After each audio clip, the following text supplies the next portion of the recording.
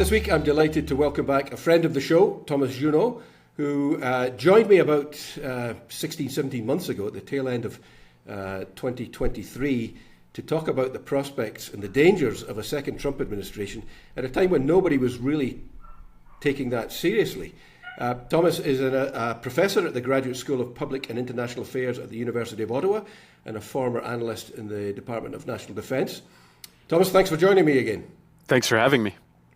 So unfortunately for Canada, your prediction that Trump would hit the ground running and pursue a protectionist, anti-democratic agenda that would be a huge threat to this country's stability and prosperity has proven all too accurate.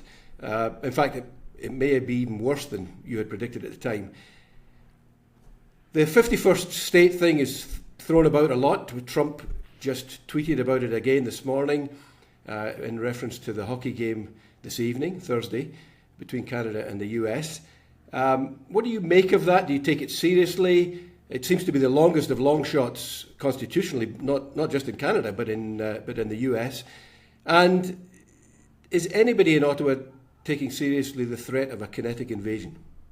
So I take it seriously, but not literally. And I think it's important to do both of these. Is the US going to invade Canada? No, it won't. I don't believe that. You see rumors flying around. There are people raising that scenario. I don't think it will. Will Canada become the 51st state of the United States or the 51st, 2nd, 3rd, and 4th or whatever form? No, I don't think that's going to happen. Constitutionally in the US, that would be insanely complicated. There's massive opposition to it in the US, let alone in Canada. Republicans know, even though they don't say it out loud too much, that more Canadians would vote Democrat than Republican. So in a country that is so tightly divided, this would just not be in the Republicans' advantage. Just to play that out, I mean, it would require a 60% vote in the Senate, even if Trump presented some kind of treaty. Yeah. And it would require a constitutional amendment in Canada that would, the House of Commons, the Senate, all the provinces and the First Nations would have to agree. And on and on and on. So no, I don't take it literally, but I take it absolutely seriously. And it's important not just to dismiss it and say, he's a clown, he's just saying that. No. What he's serious about is intimidating us. It's bullying us. It's completely changing the way that we've been doing business with the US for decades now, to soften us up, to destabilize us, to extract concessions on the trade side, on the security side. And I think we'll break these down in the next few minutes. So I think that a lot of the public debate has either been taking it seriously and literally, which I think is not appropriate, or not taking it seriously or literally, and that is also not appropriate. He's serious about hurting us and changing the way we do things. But no, we're not going to become the 51st state. So the last time you warned about the threat to the web of institutions that have protected us, that they would come under threat and leave American power as the sole driver of the bilateral relationship. That appears to be precisely what's happened, and we'll break down precisely some of those institutions in a second. But you know, we were talking about this in late 2023. You were part of a task force that looked at the issue even 18 months before that and warned about the risks and the threat of America. Did we prepare for this, or did we manage the situation such that these institutions have been protected? So let me just take 30 seconds to explain what I meant by that web of institutions, and then I'll answer your question specifically. You know, the big advantage that we've had in Canada in dealing with the United States is that power has obviously been important in shaping the relationship with the US, but it hasn't been the only thing. We are 10 or 12 times less powerful than the US economically, militarily, population-wise. If power in the sheer material sense is the only driver of the relationship, we get thrown around, we get bullied, we get intimidated. The web of institutions that I was referring to, NAFTA, NORAD, Five Eyes, NATO, and even international law in general, which the US hasn't always respected, but typically respects a fair bit. What these institutions do is that they dilute that serious power imbalance and give us a better chance to manage the relationship with the US in a way that is not as disadvantageous as now it could be if power is by far the most important driver. So that's something that we forgot a lot about in Canada. That web of institutions mattered a lot. So to go specifically to your question, in 2022, I co-led a task force with former national security advisors, former directors of CSIS, deputy ministers, and so on, ambassadors. We gave a serious warning about Canada's lack of preparedness on the national security front, the intelligence front in general. It was not specifically focused on the US and Trump, but we clearly raised the alarm bell specifically on that issue as well, saying that if Trump came back, we were in serious trouble. But even if Trump didn't come back, there were serious questions with the US and in general, China, Russia, and so on. Did Canada prepare since 2022? After that, before that, no. And I think right now we need to be in full crisis mode. But at some point, we will need to look back and hold accountable and have a conversation about why we consistently, over years and decades, neglected these national security and defense issues. Would we be in a perfect position towards Trump today? Of course not. We would still be a far smaller country and Trump would still be Trump. But we would be clearly, to my mind, in not as bad a position if we had been more seriously investing in defense, in diversifying our trade and security relationships, in national security, and so on. So let's take some of these in turn, some of these institutions. There was an interview released earlier this week by Postmedia. It was an interview between Brian Lilley and former Trump advisor Steve Bannon. And he suggested that the president's repeated reference to Panama, Canada, and Greenland are not symptoms of a disordered brain, but that they should be taken together as a sort of grand naval strategy to contain the Chinese and Russian navies. He specifically said that taking over the Panama Canal, for example, would prevent the Chinese and Russian navies from joining together in the Caribbean. Do you buy that Trump is obsessed with a hemispheric defense strategy that would sort of hermetically seal the US from attack? And if that is the case, could we find some kind of common cause? Given that we don't want the Chinese or the Russians in our Arctic either. So the last part of your question, I think, is the most important one. But before that, do I buy Bannon's explanation that all of this is driven by a very coherent grand strategic vision of hemispheric defense? Not fully, no. I do think that it's possible that Trump has some ideas at this level. Bannon is close to MAGA world in some ways, but he is not in government anymore. That interview, which is very interesting to listen to, and I would recommend that people listen to it just to understand what Bannon is saying. It's very hard to say, is this Bannon's vision that he is projecting onto Trump, or is this Trump's vision that Bannon is explaining? Or is it something in the middle? My guess is that it's something in the middle, but I simply don't know. And I don't think anybody except for Trump really knows that. And there are many problems with what Bannon said in that interview, but one of them fundamentally is that he quite explicitly says that it's a vision of hemispheric defense against China, but also against Russia. But then how do you explain Trump, as we speak, negotiating with Russia and completely capitulating and giving Putin and Russia a lot of what they want, not only on Ukraine, completely strangulating Ukraine, but also, according to some media reports, removing some U.S. forces from Eastern Europe. How is that consistent with a vision of containing Russia and China? That's where it leads me to think that some of this is more Bannon projecting his own views onto Trump as opposed to him explaining Trump's own views. That being said, and this is where the last part of your question is really important, and the U.S. is our only neighbor, and that's not going to change. And geography has extraordinarily powerful gravity on everything we do in the past and in the future. People can play with the details here and say that we actually have a land border with Denmark through Hans Island in the north. That doesn't matter, right? Who cares about that? The U.S. is our only neighbor, and that's not going to change. From a security perspective, from a trade perspective, we have to make this work.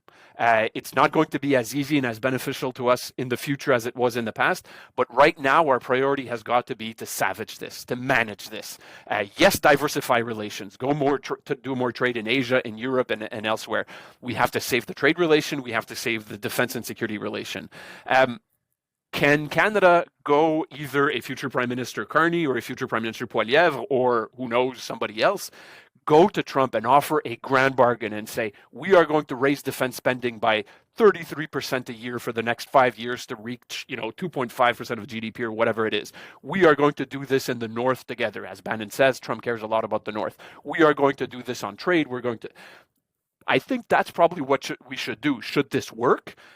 Would this work? I have no idea. But as Bannon says clearly in that interview, there is scope for a deal here if Canada does its part, as yet undefined. he mentioned ballistic missile defense, and it's Yes. kind of interesting that so Trump came out with an executive order on this Iron Dome. And it's interesting that Bill Blair, our Canada's defence minister, said that Canada will be willing to participate in some kind of ballistic defence shield, something which we have not been willing to do in the past. So it does sound like, one side wants something and we are prepared to be flexible on it, right? I mean, in my view, we should have been part of ballistic missile defense 20 years ago when this first came up in the early mid 2000s. It was never clear what exactly that would have entailed, publicly at least. To my mind, the case to participate in ballistic missile defense 20 years ago was a political one, more than a security or defense one, i.e., back then, still today, it's our only neighbor. We need to make this work. If the U.S. wants us to do it, let's do it, and then figure out the details. Moving forward, there is a good security and defense case for Canada to work closely with the U.S. in ballistic missile defense, given threats from Russia, which, again, huge question mark given how capitulating Trump has been towards Russia in the past few days, but also China. Iran, North Korea, less so, but they can still be part of the equation. Sorry. Well, I was just going to say that, of this web of institutions you referred to, NORAD would seem to be the one that is probably in best shape. I mean, we've already committed to paying for 2 out of 6 radar installations, and we've committed to spending a lot of money to locate the new F-35 fleet in the north. Yep. I mean, there are things here we can point to, right?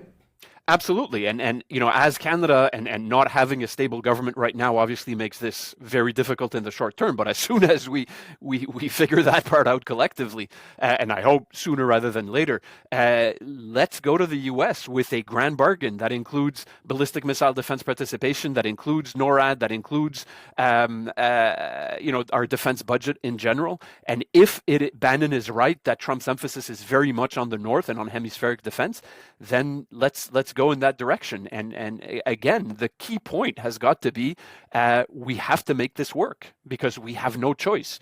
We're not going to change geography, sorry. Right. Gravity either. The one area that Bannon and Trump do seem to be in accord is that Bannon talked about Europe no longer being a priority for America's national security.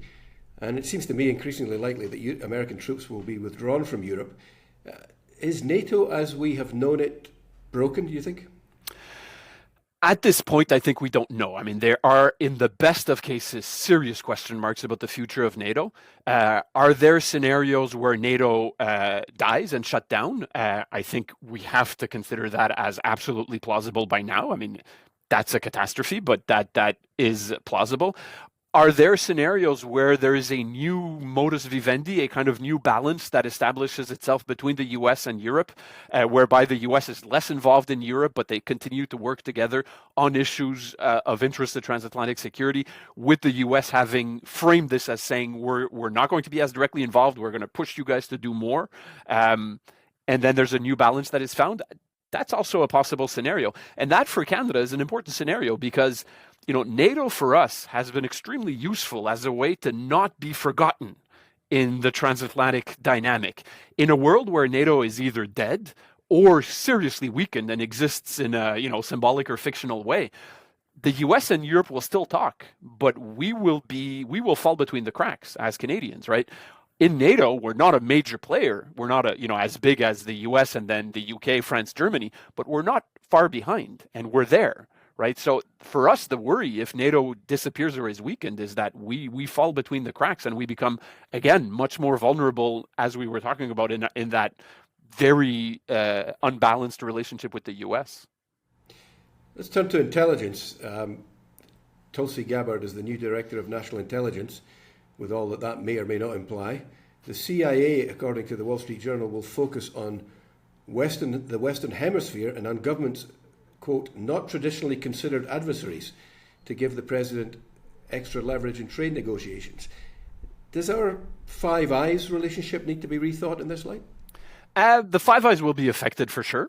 I have not seen a lot of public information in the last couple of weeks on declarations by Trump or the most senior officials on the future of the Five Eyes.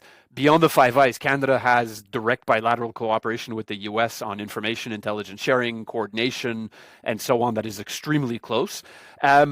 And very, very important to us, I gather, right? Extremely important to us. The extraordinary thing for Canada as part of the direct bilateral intelligence relation with the US and the Five Eyes one is that we receive far more than we give, which is a great deal. And, not to say that Trump is right, but he is not completely wrong when he says that these relations are, these countries taking advantage of the US, including Canada.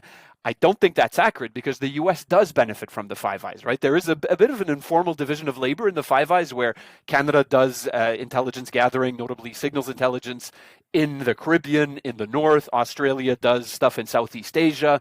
New Zealand, the UK also have their own specializations. And the U.S., for all of the massive size of its intelligence apparatus, cannot do everything. So it does benefit. There is a lot of policy coordination, information sharing. The U.S. benefits from this. So is that going to completely stop? I can clearly see scenarios where the Five Eyes continues because it is to its advantage. That being said, what is absolutely extraordinary in the Five Eyes and unique in the world is the level of trust. It's the openness. Do they tell each other absolutely everything? Of course not. It's intelligence. But they share a huge amount of stuff, which in the intelligence world is extremely rare. It's unique, and it's very beneficial for us, but it's also beneficial for the U.S. So if that trust is damaged, right, given the political nature of all these relations now, then the Five Eyes will be affected, and by definition, that will affect our national security. Another of the web of institutions is the new NAFTA, or CUSMA, or USMCA. It is clearly damaged, if not broken entirely. But on trade, my sense is that Trump was somewhat chastened by the reaction to his 25% tariff announcement on Canada and Mexico. All the major stock indices fell. Employers' organizations were warning about job losses in America. He's given us, gave us a 30-day window. I think he was chastened. On the other hand, he has an imperative to generate revenue from tariffs to help repair America's very badly damaged balance sheet. What do you expect to see at the end of the 30-day period? Do we go back to 25% tariffs, or has that ship sailed? I think a range of scenarios is possible, including middle scenarios between the two extremes that you just mentioned. Obviously, everybody has their own beliefs in terms of how the economy functions, but most serious economists say that Trump's plans for massive, widespread across-the-board tariffs would be extremely damaging to the American economy. It would be even more damaging to U.S. trade partners, including smaller ones like Canada, but it would be extremely damaging to the U.S. Unemployment, rise in inflation, and so on. If there is, and I hate to use the word hope now because the situation is very bleak in so many ways, but if there is hope that Trump will at least not fully implement everything he wants to do on the tariff side, he will do some of it. He's already done some of it, and he will do more. Let there be no doubt. It's that Trump does respond to certain things. First of all, he responds to economic indicators, the clear, easy economic indicators, the stock market, the inflation number, not the subtle debates about economic policy. He does not care about that. But as you said, when he announced the 25% tariffs on Canada and Mexico, the stock market started going down. The more tariffs he imposes, including on adversaries like China, who are the ones he really should be tariffing, right? Not the friends. That will damage the American economy. It will damage inflation, which has already been rising in January before he even started implementing his policies. That's where I find that there is some hope that resistance will build. We saw a number of economic actors in the U.S., business lobbies, presidents of car companies, start talking about this. The reality is that they're afraid, right? They are afraid of Trump. There's a climate of fear. There's a climate of intimidation, not only within the Republican Party right now, where there's a lot of opposition to his policies on Ukraine, for example. People are afraid to speak up, which on its own is crazy to think about, right?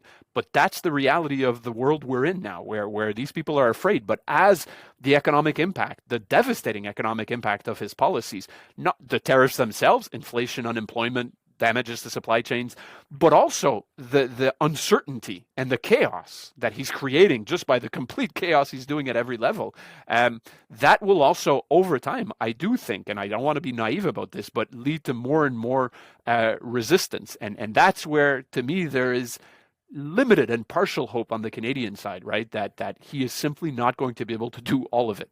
Right. Another index which is worth watching is the approval index. His approval level, according to Gallup, has fallen. It was already very low.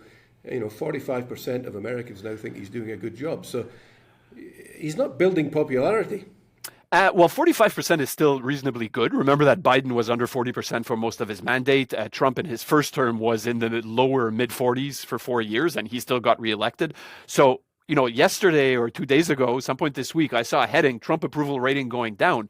And then I had the same reaction saying maybe this will slow him down. And then I saw 46 to 45% or 45 to 44, which at this point is meaningless. That being said, the economic crunch hasn't come yet from his policies, the chaos and so on. So right now, his support is still there. But as not only the direct impact of job losses through the government, through government cuts, through tariffs and so on, but also just the complete chaos that is going to come from this, then his numbers might eventually come down. But we are not there at this point. So just to finish up, Bannon talked about us being in the days of thunder, where Trump is flooding the zone and, as you say, creating chaos. Now, it's clear Canada needs to reduce its reliance on the US and on everything from defence to trade. Are you encouraged by Canada's response so far, and what more could we do to create options for mutual gain? Well, no, I'm not encouraged by our response so far. And like we said 5 minutes ago, our response pre-2025 has been consistently underwhelming. And right now, granting the important point that it's extremely difficult to respond to this. This is the most difficult crisis that Canada has faced in decades. So it's not like there's an easy answer, just waiting to be plucked off a tree if only somebody would do it. The political instability in this country, having a lame duck prime minister, having a uncertainty on even whether we'll be having an election, a federal election in the spring, April, May, June, all of that makes it difficult. But once, and cannot emphasize this enough, once we have a stable prime minister after what I hope is an election as quickly as possible when there's a new Liberal leader, whether it's Carney or Poilievre or unlikely, but somebody else, that we really sit down, have a brainstorm of the type that we have not had in recent years, and offer a grand bargain to the U.S. On the trade side, which will involve painful concessions, right? There will not be a return to the status quo from before, whether it's concessions on the dairy side, the poultry and so on, supply management, other sides, digital services tax, carbon tax, and so on. On the security side, massive increases to our defense budget, commitments and serious commitments, not, we will do this by 2032. Serious commitments, Arctic bases, ballistic missile defense, and so on, and really try to figure that out. And with a mentality of, the U.S. will remain our most important partner. That's not going to change. And so the issue now is cut our losses, manage the relation as best we can, while also keeping an eye to diversify relations. But to me, as much as I do want us to do that, the ceiling is low for that, right? We are never going to be able to replace the U.S. with other countries, not China. That would be even worse, as bad as the U.S. is right now. But anyways, there's a 10,000-kilometer element. Europeans have their own problems. The economy is stagnating, dealing with Russia, dealing with a post-U.S. world. So it's not like there's huge openings waiting for us over there. Diversify in the Middle East, in the Gulf, where I think we should be doing more with the UAE and Saudi Arabia, in Asia and so on, by all means, doesn't change the fact that the U.S. remains our only neighbor. That's a good point to end on, Thomas. Thank you very much. Thanks for coming on and lending us your expertise once again. Thanks for having me.